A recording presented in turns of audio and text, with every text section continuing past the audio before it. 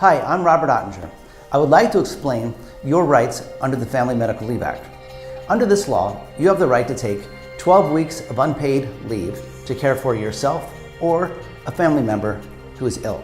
Now, the FMLA applies to anyone who has worked at least 1,250 hours in the last year and works for a company that has at least 50 or more employees that all work within 75 miles of each other.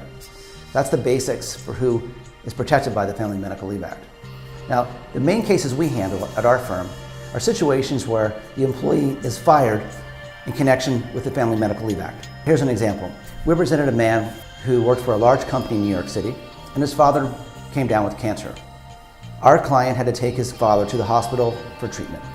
When he asked his boss for time off to do this, the boss resisted and said no.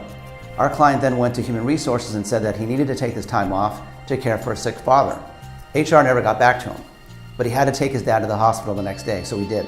When he got to work, he was fired. The company said, "We're not firing you because of the FMLA, we're firing you because you didn't come to work." Well, when that person hired us, things changed.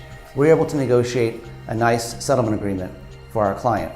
And that was possible because that case was a blatant example of a violation of the Family Medical Leave Act.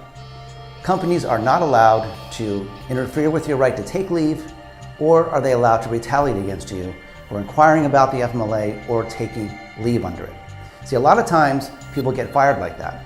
They either ask about the FMLA or they actually take leave under it, and they get fired at some point in the process, either when they're out on leave, soon after they come back from leave, or even just after they ask about it. Those are called FMLA retaliation cases, and we see those a lot. We've handled probably hundreds of them over the past few years. Anyway, that's the basics of the Family Medical Leave Act.